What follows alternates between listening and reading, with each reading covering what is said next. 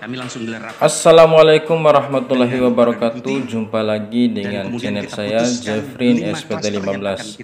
Pada kesempatan ini mari kita saksikan, kita simak bersama pernyataan dari Bapak Menteri Menpan RB yang terbaru. Mari kita saksikan. Untuk birokrasi berdampak pada program Presiden Bapak Presiden Jokowi. Jadi kami akan tuntaskan RB kita di RB tematik.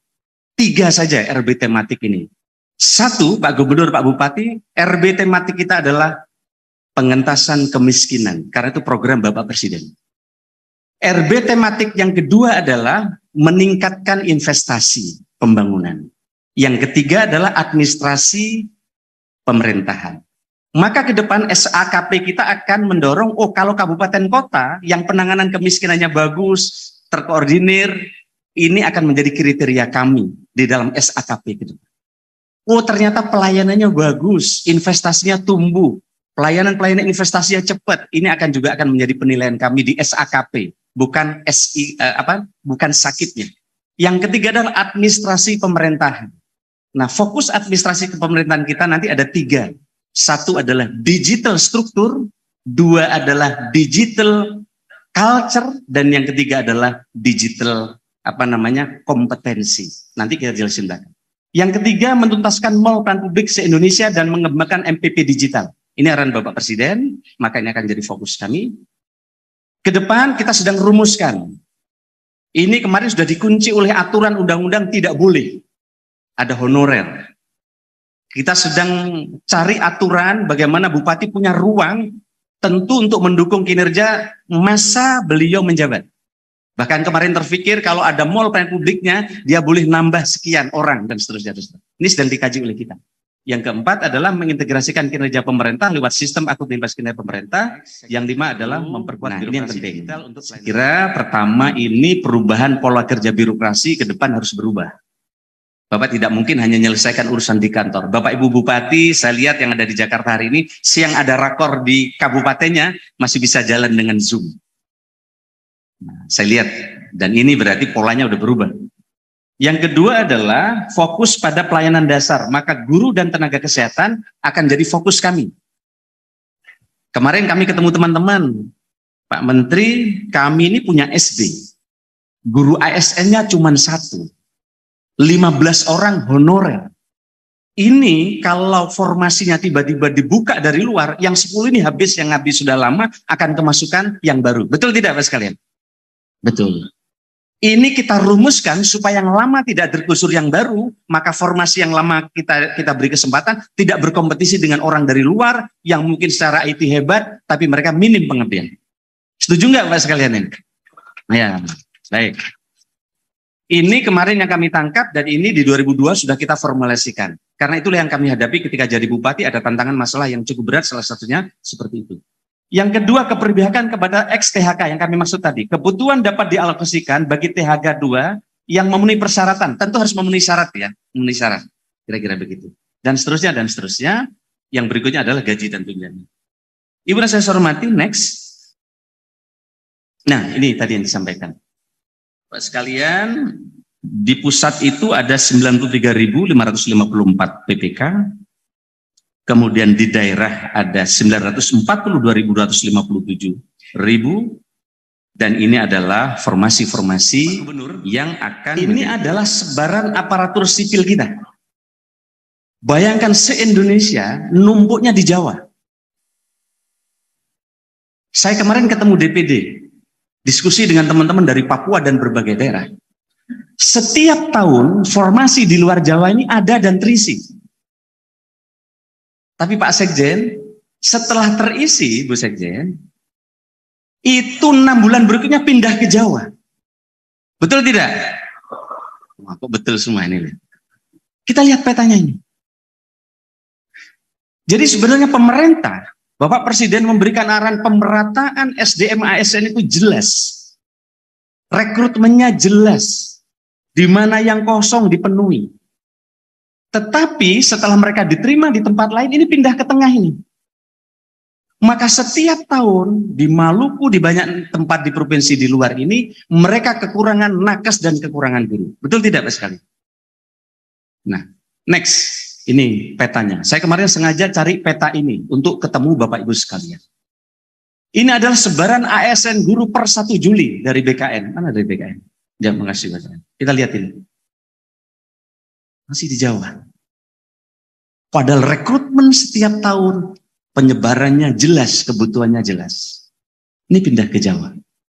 Masuk banyak di Bandung ya ini, di dekat Jakarta. Nah, kita lihat. Next, kita ingin diskusi bersama. Karena nggak mungkin diselesaikan pemerintah pusat saja, kalau tidak ada goodwill semua teman-teman kepala daerah dan kita bersama. Kalau pola ini yang terjadi, berapa puluh ribu pun ASN diangkat untuk kesehatan, untuk pendidikan, pasti ketimpangan terus akan terjadi.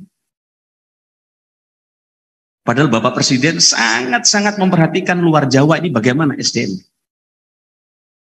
Tidak akan pernah cukup. Jadi masalahnya bukan hanya kekurangan, tapi penyebaran. Setuju Pak sekalian ya? Nah, next.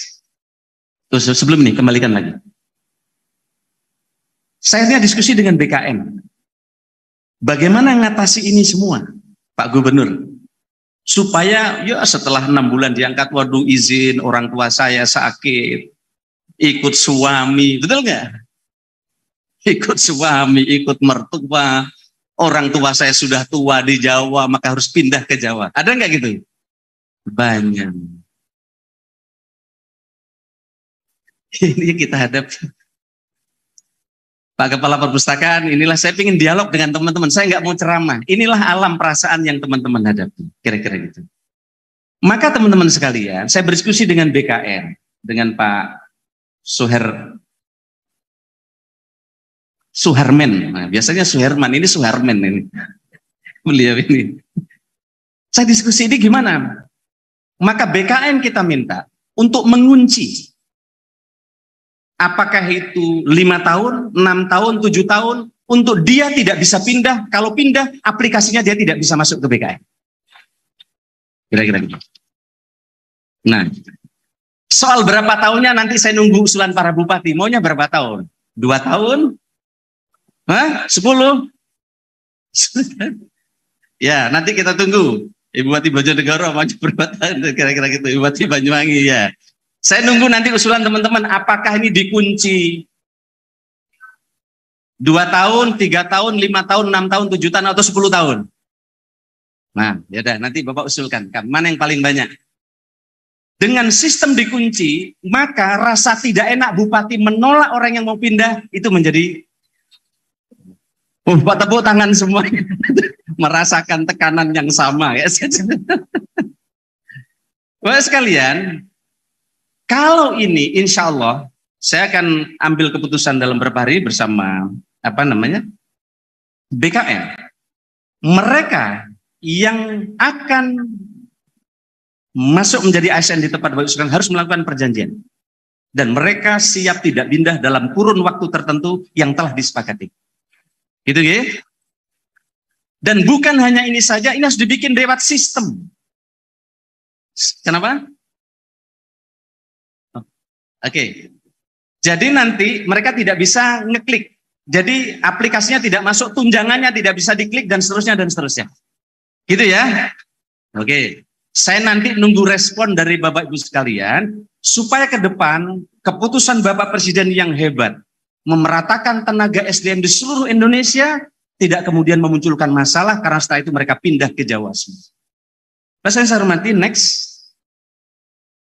Nah ini petanya Bapak sekalian. Kita lihat ini ya. Masih menumpuk di kota-kota besar. Sulawesi Selatan juga numpuk di kota. Kita lihat ya. Begitu juga di tempat-tempat lain. Kita masih numpuk di perkotaan. Next. Sama ini. Kita lihat petanya. Nah, kita lihat angka-angkanya. Next. Nah. Kemarin saya ketemu hari Minggu, saya telepon dengan ketua asosiasi, saya minta usulan-usulannya dikirim ke kami. Segera saya minta petakan ke Pak Bagja tadi. Dan para deputi bekerja keras 1 minggu untuk memetakan masalahnya apa. Karena ada undang-undang yang 5 tahun lalu telah ditetapkan dan pemerintah memberikan waktu transisi 5 tahun sampai 2023. Itu undang-undang PP. Jadi bukan kami, ini undang-undang yang diproduk bersama DPR. Tetapi ada aspirasi dari teman-teman yang juga perlu direspon terkait dengan tenaga honorer ini. Maka kami mengundang kemarin Ketua Umum APEKSI, dari APPSI dan juga APKASI untuk berembuk dengan kami. Dan saya minta kemarin rumuskan Pak Deputi setelah rapat dengan kami, ini sudah mulai ada titik-titik temu. Dan saya bilang jangan pulang sebelum ada titik temu. Nah, sudah hampir ada titik temu, kami minta minggu ini bisa ada titik temu. Titik temu berarti bukan berarti usulan ini oke semua, usulan oke semua. Titik temu berarti sama-sama mundur, ada titik temu. Insya Allah ini win-win solution. Para bupati yang menghadapi rakyat di satu sisi, dengan keinginan negara, Presiden untuk menuju ASN profesional, setidaknya insya Allah ada titik temu walaupun belum optimal 100%. Gitu ya? Maka saya minta kemarin kepada Pak Bima, kepada Pak Ketua Umum APKASI, Pak Sultan Rizka, tolong bantu jelaskan teman-teman APKASI ke bawah buat Zoom apa yang telah kita bahas. Pak Bima juga sama, Pak Bima punya rekomendasi, sampaikan juga ke bawah, kira-kira gitu. Nah, Ibu dan saya hormati, inilah beberapa hal yang terus kami tempuh untuk berdialog dalam rangka mencari alternatif agar ke depan kita bisa jauh lebih hebat. Ibu dan saya hormati, saya kira ini yang bisa kami sampaikan. Mohon maaf, Menteri baru masih banyak belajar. Ya, masih banyak belajar. Saya banyak mendengar dari teman-teman semua. Insya Allah saya akan dengar dari teman-teman asosiasi. Capek memang, perlu waktu untuk mendengar. Tapi public policy itu prosesnya memang harus begitu. Saya ajak BKN sekarang rapat, kemudian saya ajak LAN juga ajak rapat karena hulu hilirnya harus jelas. Termasuk Papua, ada para bupati dari Papua? Ya, ada afirmasi khusus untuk persiapan Provinsi Papua. Dan Bapak Presiden memberikan arahan jelas supaya dipersiapkan dengan baik. Dan kita atas saran Bapak Presiden telah mengambil keputusan bahwa untuk ASN di Papua 80% adalah warga Papua dan 20%-nya adalah dari luar Papua.